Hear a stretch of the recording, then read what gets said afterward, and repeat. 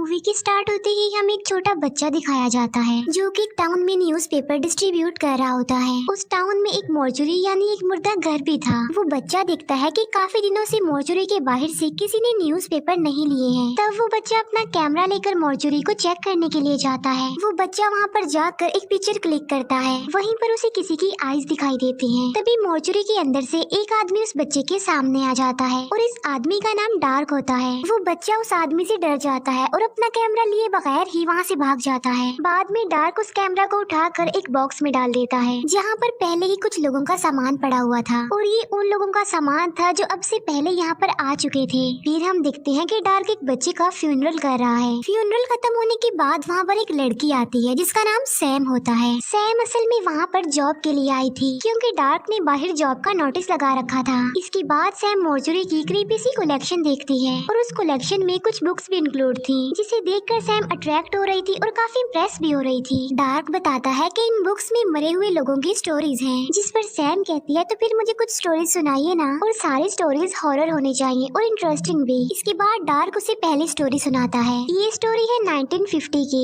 जहाँ पर हम एक लड़की को देखते हैं जो कि पार्टी के दौरान वॉशरूम जाती है और जब वो लड़की लाइट्स ऑन करती है तब उसके हाथ पर अजीब सा लिक्विड लग जाता है। यहाँ पर हमें पता चलता है कि असल में वो लड़की चोर थी जो वॉशरूम के बहाने वहाँ पर आई थी। उसने पार्टी में आने वाले बहुत सारे लोगों के वॉलेट्स चुराए हुए थे जिसमें से कैश निकाल कर तो वो अपने पास रख लेती है लेकिन वॉलेट्स को फेंक देती है। वहीं पर उसने किसी की एक काफी कॉस्टली वॉच भी चुराई हुई थी। तभी उसे कबर्ड में से किसी की आवाजें सुनाई देती हैं। वो उस डोर को ओपन करने की काफी कोशिश करती है लेकिन बड़ी मुश्किल से वो दरवाजा खुल जाता है। लेकिन जैसे ही वो दरवाजा खोलती है वो बुरी तरह से डर जाती है क्योंकि उस कबर्ड में एक काफी डरावने और खतरनाक किस्म के मॉन्स्टर को कैद करके रखा गया था और उस मॉन्स्टर के बहुत सारे पैर थे। वो मॉन्स्टर बाहर आने की कोशिश कर रहा था लेकिन वो लड़की किसी तरह दोबारा से कबर्ड के दरवाजे को बंद कर देती है और फिर डरते डरते आराम आराम से कदम उठाते हुए वो वहाँ से जाने लगती है। लेकिन तभी उसके हाथ से वो वॉच गिर जाती है। उस वॉच के गिरने की वजह से वहाँ पर जोरदार आवाज पैदा होती है। उस आवाज को सुनकर वो कई सारे पैरों वाला मॉन्स्टर बाहर आता है और वो उस लड़की को पकड़ लेता है और उसे खींच कर अपने साथ कबर्ड में ले जाता है और साथ साथ वो वहाँ की लाइट्स भी ऑफ कर देता है। और यहाँ पर उनकी स्टोरी नंबर 1 एंड हो जाती है। सैम कहती है कि ये स्टोरी बस ठीक थी, इतनी अच्छी नहीं थी क्योंकि ये स्टोरी उसे ज्यादा पसंद नहीं आती। वो डार्क को कहती है कि मुझे और ज्यादा डरावनी स्टोरी सुननी है लेकिन उससे पहले डार्क सैम से एक जॉब एग्रीमेंट पेपर पर साइन करवाता है और बाद में उसे मोर्चरी का विजिट करवाया जाता है। इसके बाद डार्क उसे सेकंड स्टोरी सुनाता है और ये स्टोरी ईयर 1960 है, यानी पहली स्टोरी के 10 साल बाद की कहानी, जहाँ पर हमें एक लड़का दिखाया जाता है जो कि एक लड़की से मिलता है। उन दोनों की बातचीत होती है और वो दोनों अच्छे फ्रेंड्स बन जाते हैं। वो दोनों काफी टाइम के लिए एक दूसरे के साथ रहते हैं। नेक्स्ट मॉर्निंग जब वो लड़का सोकर उठता है तो वो देखता है कि उसकी बॉडी पर रैशेस बने हुए हैं। इसीलिए वो एक डॉक्टर के पास जाता है और वो डॉक्टर से अपना ट्रीटमेंट करवाता है, जहाँ पर डॉक्टर को उसके पेट से किसी क्रिएचर की आवाजें सुनाई दे रही थी और उस लड़के की हैरान कर देने वाली रिपोर्ट सामने आती है और वो ये कि वो लड़का प्रेग्नेंट है। फिर जैसे ही वो लड़का घर जाता है उसका पेट बड़ा होने लगता है। इस बारे में कॉल करके वो अपनी फ्रेंड को भी बताता है और फिर वो उसी लड़की के घर पर जाता है। उस लड़की के घर पर जाकर वो उस पर काफी गुस्सा करता है कि ये सब कुछ तुम्हारी वजह से हुआ है, देखो मेरे साथ क्या हो गया। लेकिन तभी उस लड़के को पेन होने लगती है और उसकी स्किन भी काफी अजीब लग रही थी और फिर एकदम से उसका पेट फट जाता है जिससे वो लड़का मर जाता है। लेकिन मरते मरते एक मॉन्स्टर बेबी की बर्थ होती है। फिर उस लड़की की मदर उस मॉन्स्टर बेबी को एक रूम में रख देती है जहाँ पर पहले ही बहुत सारे मॉन्स्टर्स के बच्चे थे।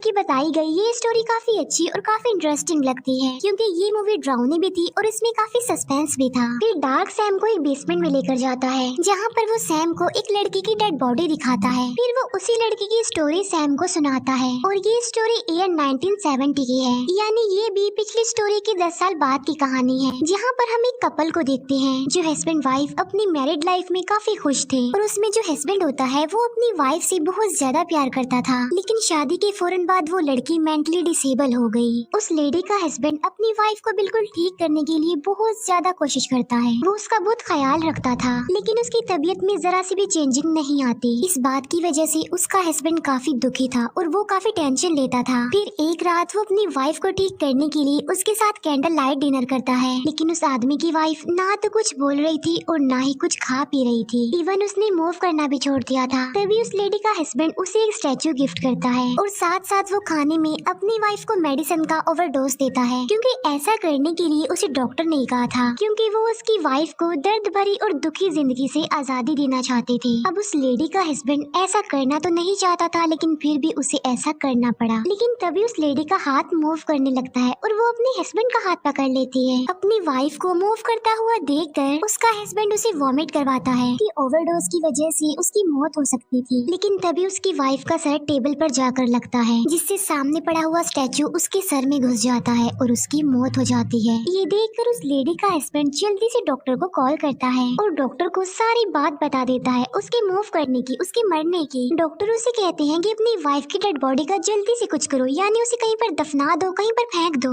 ये सुनकर उस लेडी का हस्बैंड ऐसा ही करता है। वो अपनी वाइफ की डेड बॉडी को एक बॉक्स में डाल देता है, लेकिन बॉक्स छोटा होने की वजह से उस लेडी के पैर अंदर नहीं आ रहे थे। इसी वजह से उसका हस्बैंड उसके दोनों पैर काट देता है और कटे हुए पैरों को बॉक्स में डालकर वो लिफ्ट के जरिए वहाँ से जाने लगता है। लेकिन तभी अचानक से लिफ्ट बंद हो जाती है और उस बॉक्स से बहुत सारा खून बाहर आने लगता है, जिससे वो पूरी लिफ्ट खून से भर जाती है। इस बात की वजह से उस लेडी का हस्बैंड काफी डर जाता है और वहाँ से बाहर निकलने के लिए लिफ्ट के डोर्स को ओपन करने की कोशिश करता है। लेकिन तभी वहाँ पर उनकी नेबर आ जाती है और वो उस आदमी की हेल्प करने के लिए उसे लिफ्ट से बाहर निकालने के लिए पुलिस को कॉल कर देती है। लेकिन तभी अचानक से लिफ्ट चल पड़ती है और वो नीचे की तरफ जा रही थी। तभी वो आदमी बाहर देखता है और उसे उसकी वाइफ के साथ गुजारे गए सारे मोमेंट्स याद आने लगते हैं। और तभी अचानक से वो बॉक्स ओपन हो जाता है, जिसमें से उस लेडी का भूत बाहर आता है और उस लेडी का भूत अपने हस्बैंड के पास जाता है। लेकिन फिर हम ये जान पाते हैं कि ये सब कुछ उस आदमी की इमेजिनेशन थी, ऐसा कुछ भी नहीं हो रहा था वहाँ पर, क्योंकि डिप्रेशन की वजह से उस आदमी का मेंटल बैलेंस खराब हो गया था।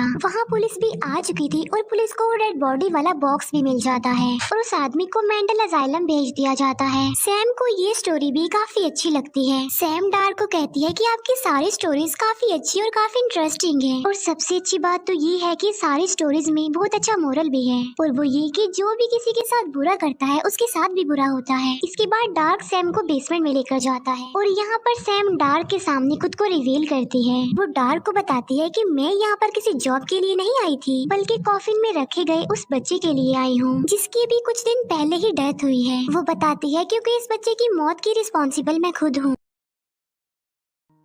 डार्क को अपनी स्टोरी सुनाती है। वो बताती है कि मैं इस बच्चे की बेबी सिटर थी और उस दिन उस बच्चे के पेरेंट्स घर पर नहीं थे और उन्होंने सैम के लिए एक वॉइस मैसेज छोड़ा था कि अगर सैम को भूख लगे तो वो कुछ भी बनाकर खा सकती है, जहाँ पर सैम अपने लिए मीट यानी गोश्त बना रही होती है। लेकिन तभी टीवी पर ये न्यूज दिखाई जाती है कि मेंटल असाइलम से कुछ पेशेंट भाग गए हैं और तभी उस घर में सैम को एक इंजर्ड आदमी नजर आता है। सैम उस आदमी की हेल्प करती है, लेकिन जब वो ये न्यूज सुनती है तो उसे उस आदमी पर शक होता है कि कहीं ये मेंटल असाइलम से भागकर तो नहीं आया, और इसीलिए वो उस आदमी का हाथ मीट ग्राइंडर में डालकर बुरी तरह से उसका हाथ ग्राइंड कर देती है। और वहाँ पर सैम और उस आदमी के बीच काफी फाइट होती है और इस फाइट की वजह से सैम बेहोश हो जाती है। फिर वो आदमी उस बच्चे के रूम में जाने लगता है, लेकिन तभी सैम को होश आ जाता है और वो भी वहाँ पर चली जाती है, जहाँ एक बार फिर से सैम और उस आदमी की फाइट होती है। और फाइट के दौरान इस बार वो आदमी स्टेयर्स पर से नीचे गिर जाता है। तभी वहाँ पर सैम आती है और उस आदमी को कहती है कि तुम स्टूपिड हो, तुमने मेरा डिनर खराब करके रख दिया। ये कहते ही वो उस आदमी के सर पर टीवी फेंक देती है, जिससे उसका सर क्रश हो जाता है। फिर थोड़ी देर गुजर जाने के बाद उस बच्चे के पेरेंट्स वहाँ पर आ जाते हैं, जो उस आदमी को देखकर काफी शॉक्ड रह जाते हैं और काफी डर भी जाते हैं,